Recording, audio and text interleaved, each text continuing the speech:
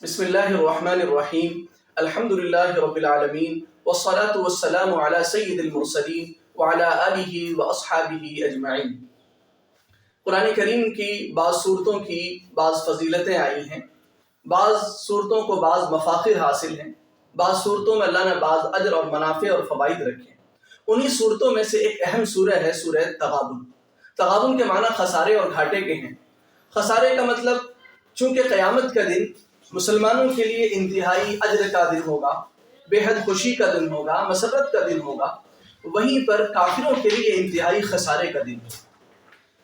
سورہ تغابن ایک ایسی صورت ہے جو انسان کے ہموم اور غموم کو دور بھی کرتی ہے۔ یہ ایسی صورت ہے جس سے انسان مصیبتوں کو دفع بھی کر سکتا ہے۔ یہ ایسی صورت ہے قرآن کی جس کو انسان شفا کو حاصل کرنے کے لیے بھی پڑھ سکتا ہے۔ یہ ایسی صورت ہے انسان اس قرآن کریم کی جس کو انسان ظلم کے پنجے سے نجات کے لیے، ظالموں کے ظلم کو دفع کرنے کے لیے بھی پڑھ سکتا ہے۔ اصل موضوع تو چونکہ قرآن کریم کا ہدایت ہے، اس لیے پہلے ہم اس صورت کے خلاصے اور تفسیر کو مختصر طور پر آپ کے سامنے ذکر کر دیتے ہیں۔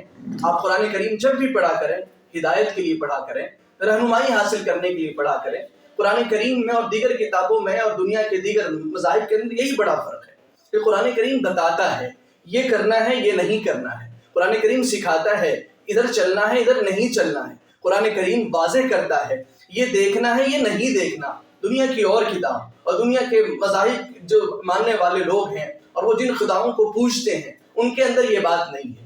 کوئی دنیا کا کوئی بت پوجنے والا ہے، کوئی مندر میں جانے والا ہے، کسی جگہ پر خفیہ شرکیہ کاموں میں ہے، تو ان معبودوں کے اندر آپ نے نہیں سنا ہوگا کہ بھگوان نے فلاں ہدایت دی یا بھگوان نے فلاں کہا ہے، لیکن آپ کو یہ بار بار قرآن کریم میں ملا ہے قرآن نے یہ کہا ہے، یہ کہا ہے، یہ سننا ہے، یہ نہیں سننا، یہ کھانا، یہ نہیں کھانا، یہ پہننا، یہ نہیں پہننا، یہ چیز ناجائز ہے، یہ چیز جائز ہے، یہ چیز حلال ہے، یہ چیز حرام ہے، یہ درست ہے، یہ نادرست ہے، یہ فرض ہے، یہ واجب ہے، یہ مستحب ہے۔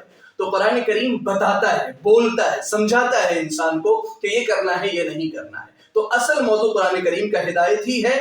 ہم جب بھی پڑھیں قرآن کریم کو تو ہدایت حاصل کرنے کے لیے، لیکن اللہ نے اور صورتوں کے ساتھ بعض مفاخر بھی رکھے ہیں، اس کے ساتھ بعض اجر بھی رکھے ہیں، بعض فوائد بھی رکھے ہیں، اور مخلوق کے لیے بڑی مصلحتیں بھی رکھی ہیں۔ انہی میں سے آپ کے کام کی ایک چیز اور بھی ہے۔ پہلے آپ سورت کے خلاصے کو سمجھ لیجئے۔ اس سورت کے اندر 4 باتوں کا ذکر ہے۔ پہلی بات توحید کا ذکر ہے۔ تسبیح، تحمید، تنزیہ کے ضمن کے اندر توحید کا بیان کیا گیا۔ دوسری اس صورت کے اندر رسالت کا بیان ہے، اور تیسری اس صورت کے اندر ایمان بالآخرت کا بیان ہے، اور چوتھی اس صورت کے اندر اللہ رب العزت نے مصائب، دینی مصائب کے اندر صبر کا دامن نہ چھوڑنے کی تلقین کی گئی ہے۔ دینی مصائب پر صبر کا بیان کیا گیا ہے۔ تو یہ 4 اس صورت کے بنیادی مضامین اور مسائل ہیں، ان کو بھی آپ ذہن میں رکھیں۔ اب یہ بات سمجھنی ہے کہ یہ وظیفہ کیسے بنانا ہے، تو اس کے 2 طریقے ہیں۔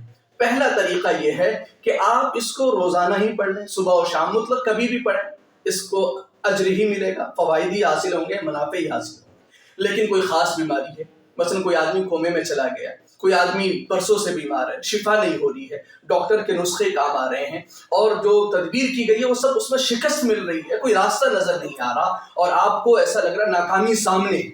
ایسے موقع پر آپ کے لیے دوسرا طریقہ ہے، اور وہ طریقہ یہ ہے کہ آپ فجر سے پہلے 40 دفعہ اس کو پڑھیے، یعنی اذان فجر سے بھی پہلے۔ آپ اکیلے پڑھیے، 2 آدمی مل کے پڑھیے 20 مرتبہ، آپ 4 آدمی مل کے 10 مرتبہ پڑھیے، آپ 8 آدمی مل کر کے 5 مرتبہ پڑھیے، یہ آپ کے اوپر ہے۔ آپ ایک بار اکیلے پڑھیں 40 مرتبہ، 4 مل کے پڑھیں، یہ بھی آپ کے اوپر ہے، کوئی حرج نہیں ہے، آپ پڑھ سکتے ہیں۔ بہرحال 40 مرتبہ پڑھنا ہے، اور اس کے بعد اللہ سے دعا کرنی ہے۔ یہ خاص وظیفہ زندگی میں شامل رکھیں۔ یوں بھی انسان کو اللہ سے خوب دعا کرنی چاہیے۔ اتنی دعا کیجیے کہ پورے شہر میں کوئی اتنا اللہ سے نہ مانگتا، اتنا اللہ سے تڑپ کر رو کر مانگے۔